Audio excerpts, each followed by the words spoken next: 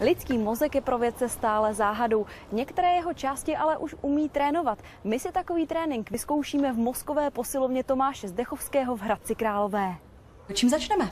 Tak začali bychom první věcí, to je Mindball, to je vlastně švédský přístroj, kterým se trénuje koncentrace. A tohle je co? Tohle je čelenka, kterou vám nasadím na hlavu a která bude snímat vaše mozkové vlny. Nyní zmáčku ten čudlík, vlastně ta kulička se skalibruje na prostředek a pak začne samotný zápas. Cílem je dotlačit tu kuličku k tomu druhému do toho kroužku. Jednoduchá hra na mentální přetahovanou otestuje vaši schopnost soustředění. Čím více koncentrujete, tím dál posouváte kuličku na stranu soupeře. V laboratoři můžete vyzkoušet 2 druhy trenažerů. Buď mechanické, rozvíjející manuální schopnosti, nebo digitální, které snímají pomocí senzorů EEG vlny mozku. Ty jsou zesilovány a pomocí speciálního vzorce jsou pak upravovány a my si tam můžeme přesně simulovat třeba koncentraci, relaxaci a další využití těch mozkových vln. Asi nejoblíbenějším způsobem tréninku je mozková střelnice. Zase vám dám čelenku, která bude snímat míru vašeho soustředění. Dám vám ještě do ruky zbraň v momentě, když budete maximálně soustředěná, tak zmáčknete a vystřelíte.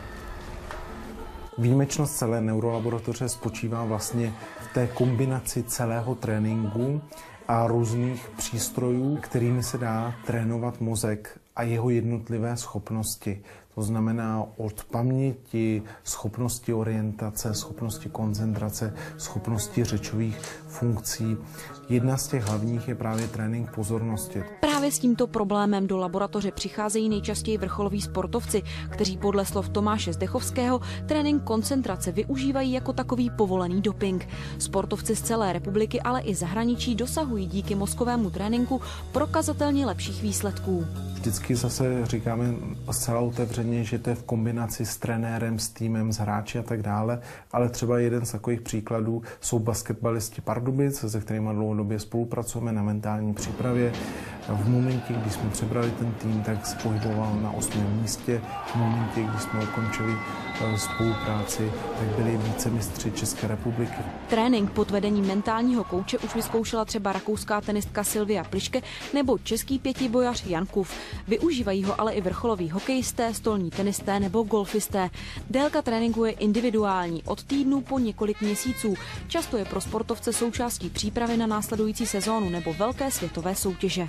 Tohle jsou speciální obrazovky, které zpožďují obraz člověka. Vlastně lidský mozek dokáže během rychlé doby se naučit nějaký konkrétní krok nebo pohyb. Právě učí například basketbalisty nebo golfisty, protože ihned ten mozek dostává zpětnou vazbu a vidí ten daný pohyb. Do neurolaboratoře přicházejí řešit svoje problémy i vrcholoví manažeři, rodiče s hyperaktivními dětmi, důchodci, ale i lidé po mrtvici. Budoucností je podle Tomáše Zdechovského právě pomoc lidem na vozíku nebo nepohyblivým. Už teď umí v Hradci Králové mozkem ovládat téměř cokoliv, od kliky u dveří až po helikoptéru. Novinkou je aplikace pro řidiče, která upozorní na blížící se mikrospánek a dokáže tak zabránit případným nehodám. Výrok, že myšlenky můžou hýbat světem, už není jen okřílenou frází.